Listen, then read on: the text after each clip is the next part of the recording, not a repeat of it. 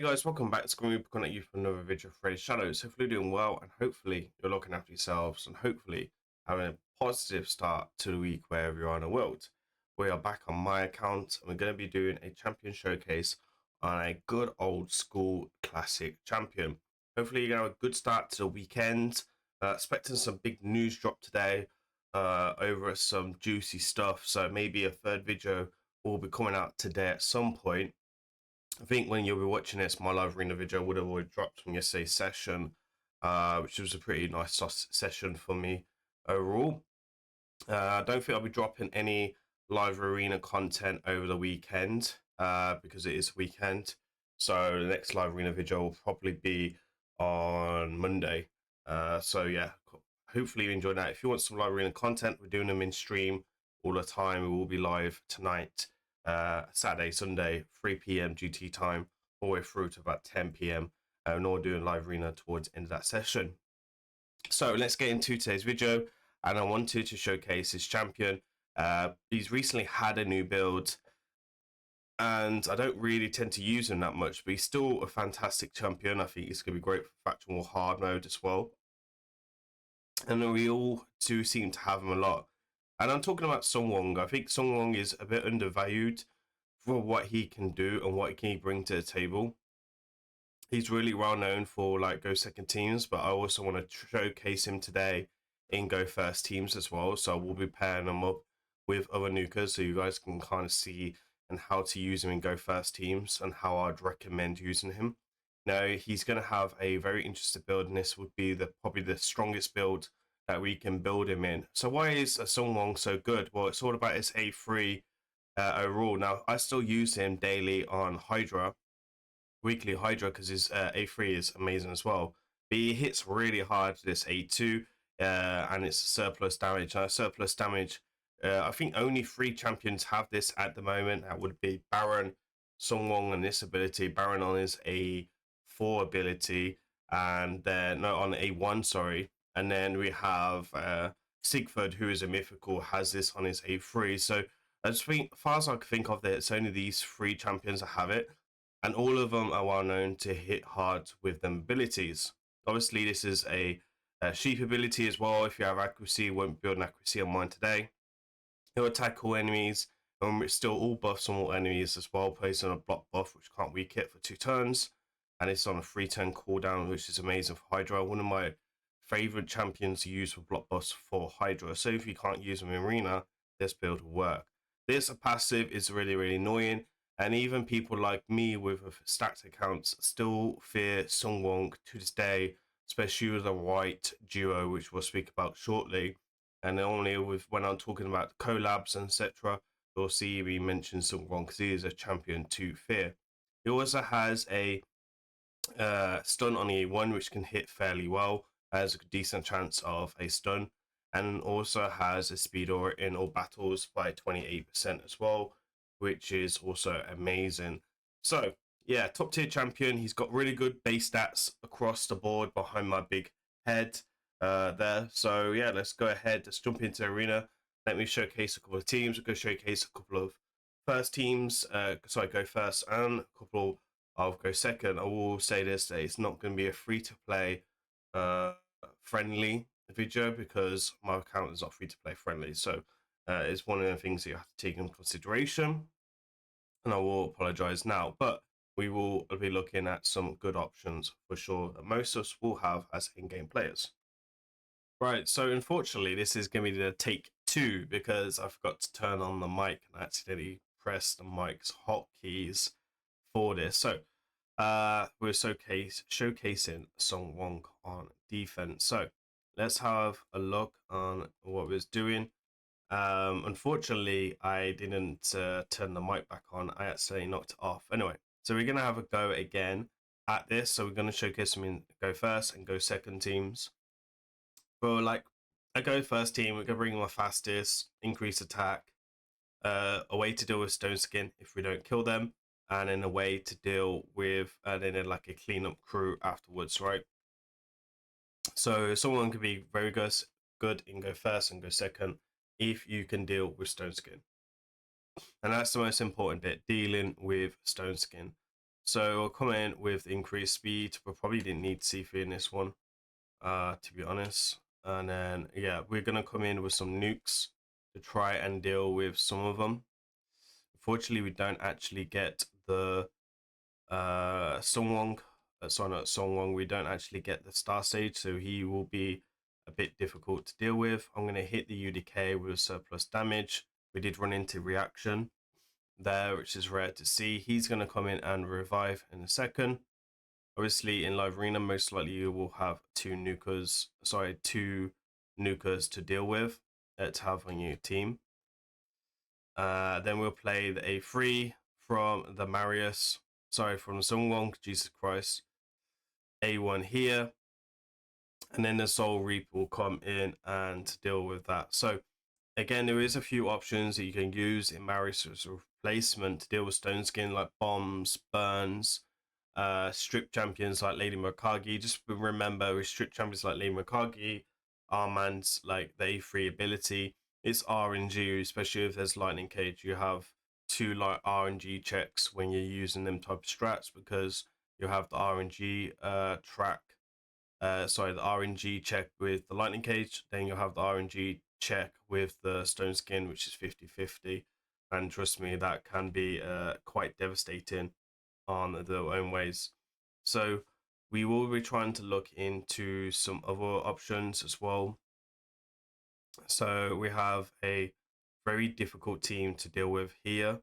So this is another speed option that we'll play. We will bring in Sifi this time because they potentially are faster than me if I don't bring a 6-star Timber presence, and Sifi is my fastest champion. So we'll make sure we deal with her like that. So we will come in here. This champion is going to have a lot of good synergy with a lot of good champions. Marius might actually kill here, potentially. Okay, so we don't, and we got really lucky with the Stone Skin on Marius and Catrixia, which is really, really rare to see. Now, Soul Reap Blessing could be good for this reason here. And you'll see here we'll get locked out, but we've done enough already to win this fight with our two nukers, which should, go ahead and clean us up for us here and not really cause us any problems. So this is kind of a way to use him in a go first team. We have like another one there. This team looks very difficult, but we're gonna try and take it on. So we're gonna bring in then Korra, which has the lightning cage to counter him. We have the UDK, which is around here somewhere. The UDK is gonna try and help us to. So the reason why bringing in UDK, one, to soak up the Taurus is passive every time we get a counter attack, which is pretty nice. The UDK is high resistance, right? So he actually might strip off the Stone Skin depending on this. But if you don't have him in here or like a bomb or something, well, bombs require accuracy, and we've got like 900 resistance here, so we could run Lightning Cage to kind of counter him in the future. It could be something to upgrade on our builds for sure. And then I guess for another option is you can bring a lockout champion, or you can bring a no nuker potentially. I'm going to bring in Warlords because we have the option to lock out Empress from his ship to protect the UDK. This team is very, very difficult, very, very whalish team. So, we're using free champions that are free to play practically, which is probably cool to see. And you can win fights like this, right? Now, Embrace Disney comes in and one-shots the Queen and Korra, which is not a good sign. And we need to be careful of Embrace because of his block revive. So I'm actually going to revive the Warlord, play the shields, and hopefully Warlord gets a go before Embrace so we can lock him out. Oh, it doesn't do anything against block revive actually because of the A3. Okay, so we have a shot at trying to kill this here. We'll try here, which will kill Sungwon because of the passive, which I wasn't too fussed about. And as long as UDK stays alive, we have a shot at winning this because of the 9-piece Merciless, which is what's on Sungwon. And as long as UDKs is there, we still have a good shot at winning this. So we're coming with A3. Obviously, we want to see as many turns as possible. There's a counter attack from Taurus. He's going to weak it. So as long as he carries on weak it and we don't have that funny buff on us, we should be fine. And Korra will go down, unfortunately. But you can see here, we've done more damage than they were already probably expected, right? So we will take on Taurus here. Someone will get turned now. Let's not counter attack. Let's go try go you, get you down. Cool. He will put the strengthen, which will be annoying. Okay, so you can see here that we've been really unlucky not to proc the Merciless, which is really annoying. But yeah, hey ho is what it is. Taurus is going to do his job there. And then it's Nonite from the Empress there. But you can see what we're trying to do against that Empress. So let's see another team here. Marius kind of makes it hard because Marius is hit really, really hard.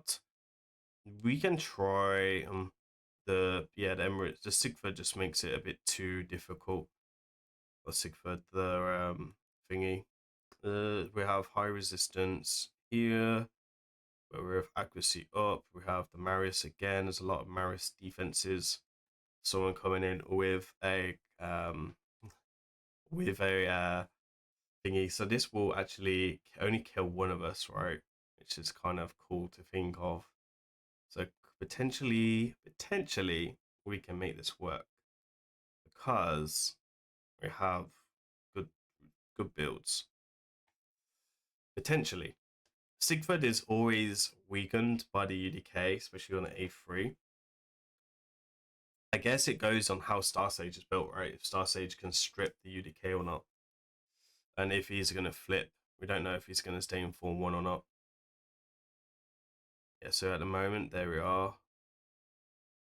I mean, someone was going to die anyway. There's going to be the lockout. We can keep that there. Let him do his stuff. Oh man. Okay, we kept the immunity. He was able to strip off the UDK though. That's annoying. So we'll go for him first. It's annoying.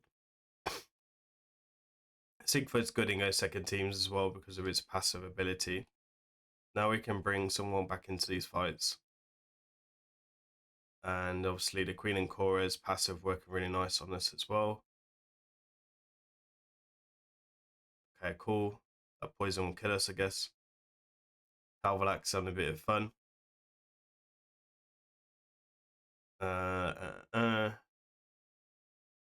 Okay, cool. It's just a shame about this block type of skill. There's just one or two champions that can just do that, and it's devastating. The Songwon is ready to go. Let's go. All right, it doesn't look like we'll get lucky in this one. The Star Sage just kind of locked out the Songwon, which was really lucky because we didn't even get any weak hits, which is really, really annoying. So we are quite high up to see if we can find a better team to deal with. We have the teams here. Maris is just absolute nightmare for the setup because he's got the accuracy up. He can deal with the damage. Maris is in every single team. Maris is the only one champion I would avoid with this type of setup. So potentially, okay, let's go here. We have Harima here as well. And then we'll try something different. A nuker that is not gonna be OP, but can do some justice. Let's go. Duchess, because we have got the bolster, right? Which is good for the go second team for survivability. Harima hasn't got no increased defense, so Harima can be a counter to this because of her passive ability, but you can also do a good job as well. So yep, he's gonna open with the sheep, which is what I expected, to be honest. That's why I put Unique in the lead. Very just blatant there. So Duchess will get a turn. Didn't think she would, but you know, hey ho. Duchess was just thrown in here for the bolster, right? Wasn't expecting anything from her. We're kind of doing that. We got a weak hit on Armand's, which is what it is. Okay, don't know why he's not doing his A3 or his A2. His A2 is ready to go, but you know, hey ho, one of them ones. I think this will give us some turn meter, right? Fills all turn meter by 10%. Very low turn meter one. And as long as we stay alive, we have a shot of winning this. So, you know, he's gonna do her stuff. He still has a really good shot of winning this. We do get rid of the reviver, which was probably the main point that we need to get rid of first. And some reason this guy is just not doing his A2 ability, which, you know, we want to get rid of him because he will drop our 10 meter. We weak hit on him twice, which is annoying. And I think the owner might have switched off A2, I guess. It's a really weird AI from the Armads. But okay, there we are. Cool. You can see they're pretty cool with the go tankiness. Go tankiness in a go second. Then we have some other good teams. We have Calvalax here. I actually think we're slower here, and it's just nice. That really bothers me. Nice is a good counter because of the counter attacks. And some of these accounts are just on different levels where I'm at. Okay, so Timber Presence with Marius. I guess this is a good team to kind of like showcase. So in live arena, there will be situations where you'll be put in fights where you just won't win them, right? And you feel like you just won't win them. My recommendation is to have the Songwon, have the UDK ready to go for fights that you feel like you can't win, but you still should give a go, right? So it doesn't kind of make sense what I'm trying to explain, but basically there's always a chance winning fights with RNG, Aspect of Seraph, one of Submissive are really good stuff as well. So really we're just kind of relying on these two, him to keep his stone skin as much as possible, and then him to deal with stuff. Now, Marius will give increased accuracy, and that's why it's weak, which is a counter to these two, because then the Odin can strip with a 3. Queen and Cora just goes in there for the passive ability to stop the someone getting stunned, but he will get locked out, right? The 9-piece Merciless gives me some RNG to get the cooldowns on that, and obviously we threw in a mythical as well to kind of help with that potentially. And then you see here the UDK is the only one that hasn't really been touched, so this will give me an option to win this with the self revive if it times nicely with the nuke, which just means we have to proc the two thingies, right? So we'll play the heals for the Ancora, which will be pretty nice. So again, high resistance. She will go down, unfortunately. And then you just this is the fight where you sit in and you're trying to get lucky. And that is generally what it is. Now, if you didn't have Marius in here, then we wouldn't take so much of a batter in, and that stone skin would have lasted a lot longer for sure. So again, we stayed in the fight 1 minute. Right, we've revived 3 times. Still resisting the Odin. So that's kind of the wing. Something I want to kind of showcase with that is you do have a shot of winning. Still not easy to do, but it is a strategy you can do. Bombs. Bombs are a problem for a lot of people. So again, we need to bring in like another immunity champion, which is going to be Sigurd. And Sigurd's more in his team as a reviver, right? But also can nuke. So long as we get lucky with RNG, now that Nishek will have probably around about 900 accuracy, and you can see here you just got resisted on one of the bombs. So he's kind of in that range, right, to be correct. And then obviously, with the Sungwon here, can self revive anytime he wants. He hasn't got the job done because this is a bomb counter team. And we can come straight in like that as well. So you have Sigurd, obviously. The Songwon could have done the exact same with that as well. We obviously have, we know who, we obviously know what Rose can do against UDK. And then you have like other setups, like you see here, Songwon UDK again set up, which again is just a difficult one. And then we have something like this, which can be a little bit difficult to deal with. Again, speed team could be the way to go. So Marius has really good synergy with the Songwon. We can also use Armads or Fabian instead of the Arbiter, but the increased attack is really, really useful.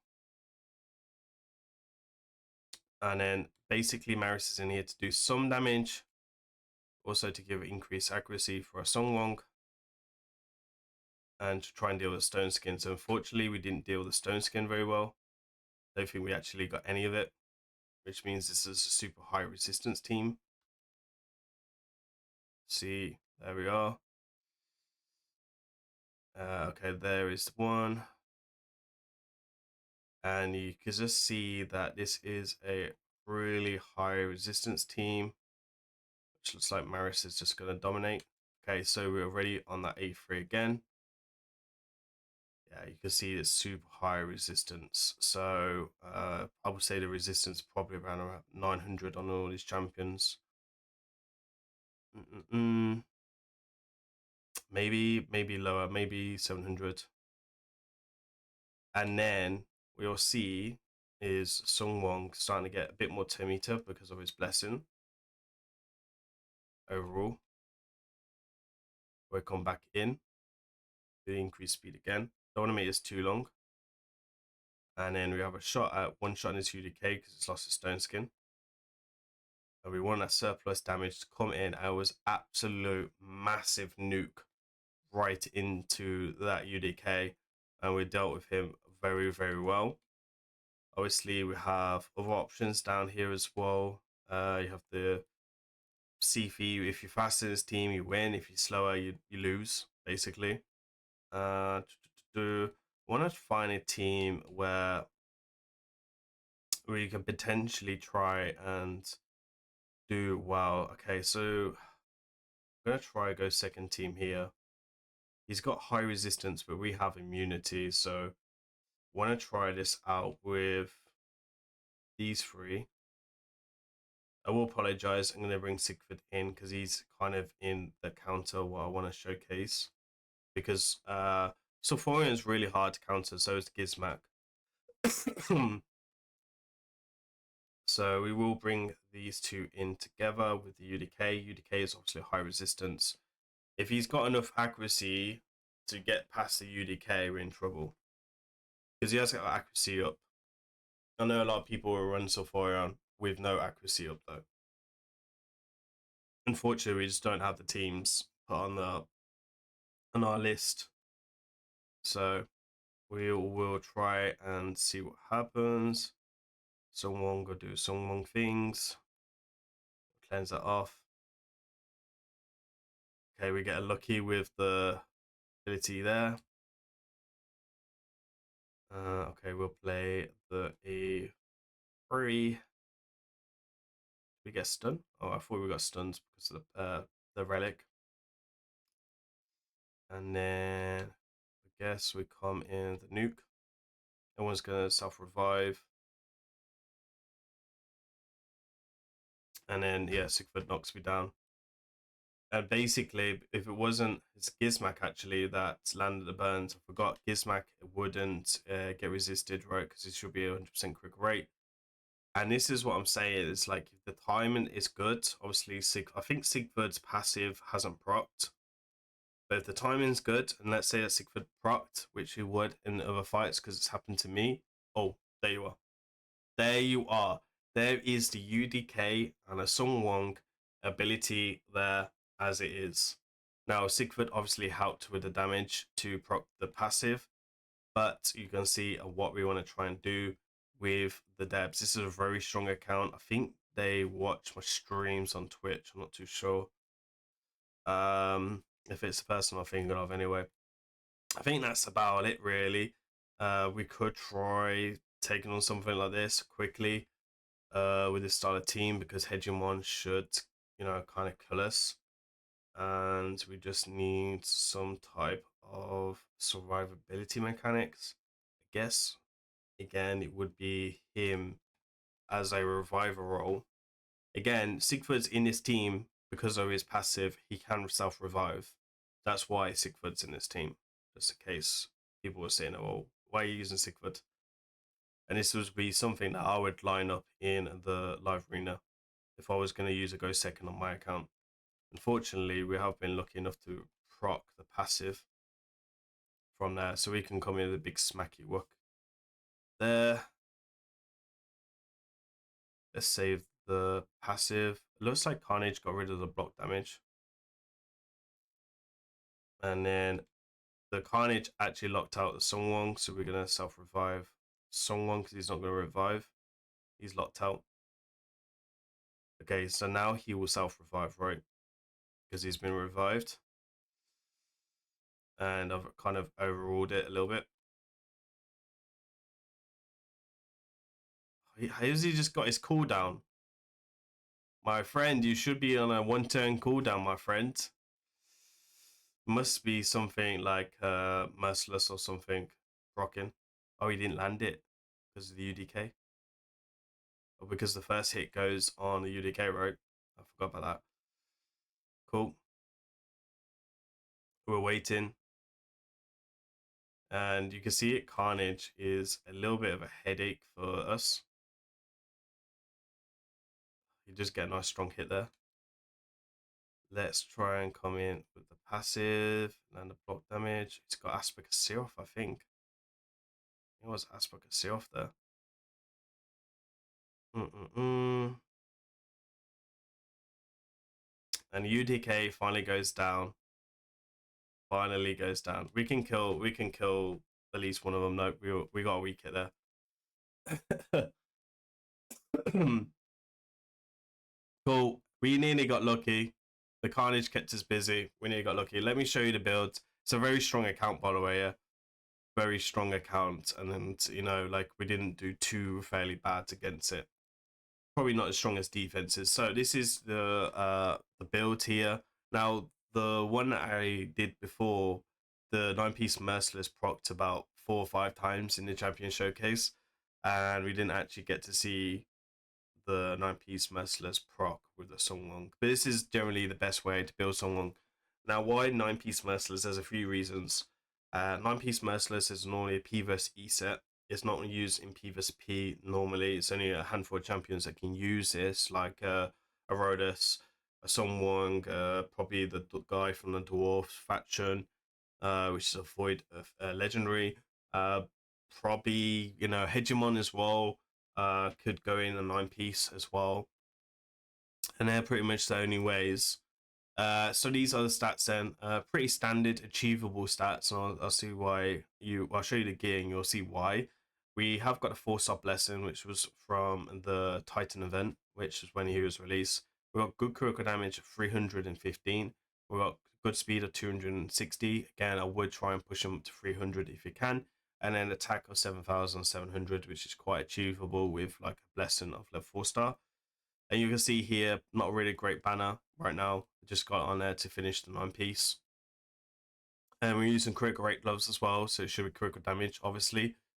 For the relic, we've got the rare relic where everyone can access. The best 2 relics I would recommend would be Cat Gaze if you have one spare, or Aspect of Seroth would be very good as well because it would go very nicely with his passive. Aspect of Seroth is a 110 cooldown as well, and you can also increase the Songlong damage with the mythical gemstones. Every time he revives, he'll do more damage, or every time he kills an enemy, he'll do more damage as well. There's 2 circlers, and that stacks pretty nicely. You can also use the counter attack as well. No, you can't because it's 2 square in the Aspect of Seroth. 1 square, 2 circle, right? For the blessing, there is a lot of options. For me, I'm gonna go Life Harvest all day long with Go Second. I think Soul Reap is probably the second highest potential. Polymorph in Go Second teams has potential if you build an accuracy. I know some people like to build accuracy out for him. If you want to use him in speed teams, then using Team Presence is definitely a good option if you have a 6-star, and if you're lacking 6-star options as a Team Presence blessing, if you're going to go Stone Skin builds, which I wouldn't recommend because it is passive, I would use Lightning Cage. I wouldn't use Lightning Cage too much because a lot of people still run Narcies and Ankora, and it could count as a buff and lead to a block revive. And then on the masteries, these are what we're running on the masteries overall. Obviously, if you have a Queen Ankora and a UDK, I would recommend using them together because Ankora is stopping getting CC'd if you're building with the highest critical damage, and the UDK will allow his passive just to keep happening like this, and you don't have to worry about reviving him with them. So the Ankora should be something like similar like this with the relic and the gear. Now she's in feral to counter bombs, and then we have the UDK as well somewhere. UDK, where are you, my friend? UDK.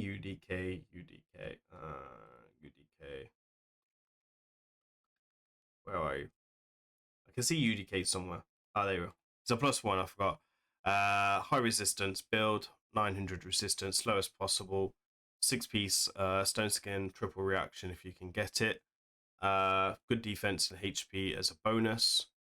Do need a bit of a better piece there so we can get a 3rd piece reaction.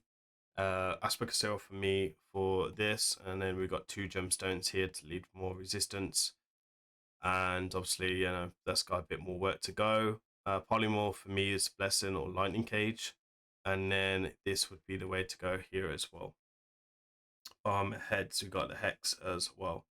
You should actually take Shadow here on your UDK as well. That would be something I might swap with the Wisdom and Battle in the future when I don't want to be a type bomb on gems. Anyway, that's today's champion showcase. A bit of a long video. Hopefully you guys enjoy this. There is a good champion showcase of why Songlong is still S tier. Wasn't kind of wanting to bring him to like I wanted him to. I think it's still a very decent champion showcase. Let me know down in the comments if you want to see any of the champion showcases from any of from the legendaries that you see, and we'll think about doing it, right? As usual, guys, please remember to like, comment, subscribe. I hope you all have a great weekend. I'll see you on the next one. Peace.